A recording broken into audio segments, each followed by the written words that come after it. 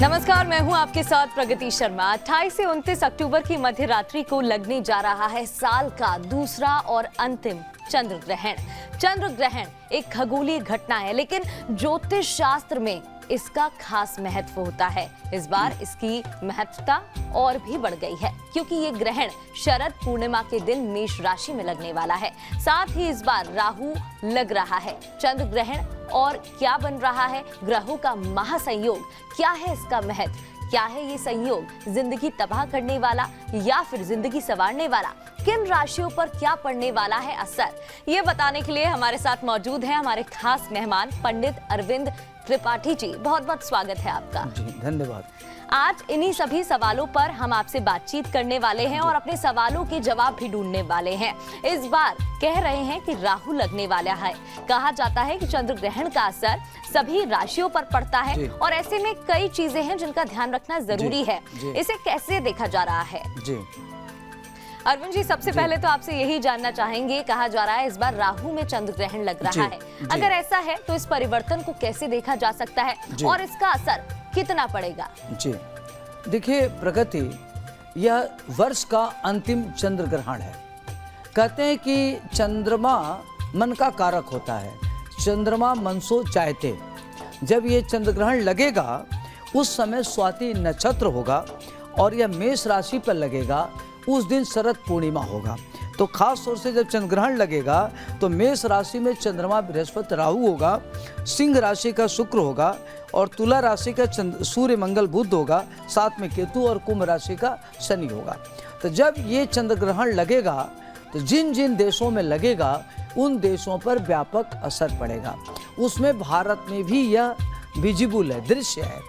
तो कहते हैं कि जब चंद्र ग्रहण लगता है तो चंद्रमा मन का कारक होता है और शरीर 80% शरीर में जल होता है, तो पूरे प्रकृति में इसका जबरदस्त प्रभाव पड़ता है। तो जब चंद्र ग्रहण लगेगा तो जिन जिन देशों में लगेगा सामुद्रिक तूफान आएगा। मन को नियंत्रण में रखने की जरूरत है। सामुद्रिक दुर्घटना होगा और भूस्खलन होगा। पूरे राष्ट्रीय अंतर्राष्ट्रीय स्तर पर उथल पुथल होगा। आर्थिक स्थिति डामाडोल होगी और राष्ट्रीय स्तर पर भी दिक्कतें आएगी। उसमें भारत की भूमिका बड़ी महत्वपूर्ण होगी। जो ये देश में युद्ध चल रहा है विदेशों में और कई जगह कई देशों में युद्ध चल रहा है, उस पर भी व्यापक असर पड़ेगा। कहते हैं कि चंद्रमा मन सो जाते, क्योंकि जब व्यक्ति निर्णय लेता है तो जब चंद्रमा के साथ राहु होता है तो कहते हैं कि वो कैटलिस्ट का काम करता है। अगर कोई फल 1 गुना देता है तो चंद्रमा के साथ बृहस्पति गज केसरी योग बना रहा है, वहीं बृहस्पति के साथ राहु और चंद्रमा ग्रहण योग बना रहा है। तो वहाँ राहु कैटलिस्ट का काम करके 11 गुना फल को बढ़ा देता है। तो देखा जाए तो इसमें एक गलत निर्णय लेने से युद्ध की स्थिति बनी रहेगी। अनेक देशों में तनातनी की स्थिति बनी रहेगी। उसमें विश्व युद्ध की भी संभावना बनी रह सकती है।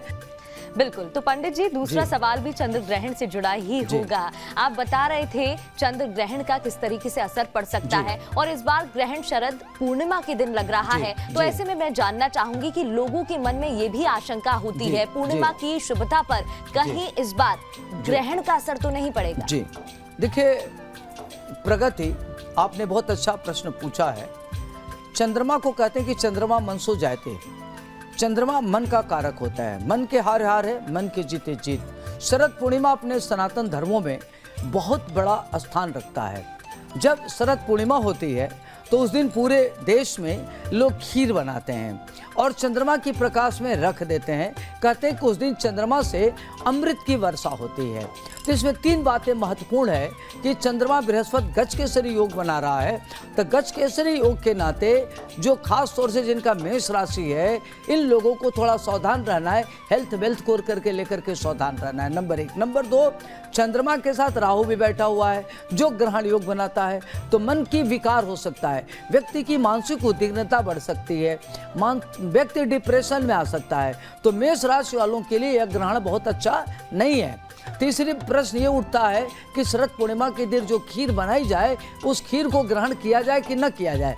तो देखिए कहते हैं कि सूर्य ग्रहण में 12 घंटा पहले सूतक लग जाता है और चंद्र ग्रहण में 9 घंटा पहले सूतक लग जाता है, तो 2 बज के कुछ मिनट से सूतक लग जाता है। तो पूरे अपने समस्त दर्शकों से मेरा आग्रह है कि आप सूतक लगने के पूर्व तुलसी दल तोड़ लें, और जब आप खीर बनाते हैं तो चंद्रमा के प्रकाश में रख करके और खीर में तुलसी दल डाल दें।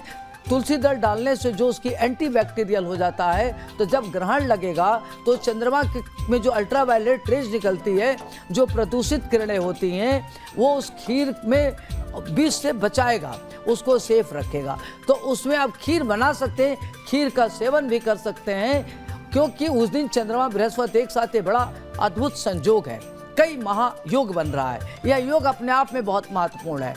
और लेकिन जब कहते हैं कि 2 पापाग्रह हो 1 शुभग्रह हो, तो जब गुरु के साथ चंद्रमा होता है और गुरु के साथ राहु होता है तो गुरु चंडाल योग बना रहा है, गुरु चंद्रमा के साथ गज केसरी योग बना रहा है, तो गुरु और राहु का जो प्रभाव है या चंद्रमा राहु का प्रभाव है, उसको गुरु की शुभता के नाते वह डाइल्यूट हो जाता है, न्यूट्रलाइज हो जाता है।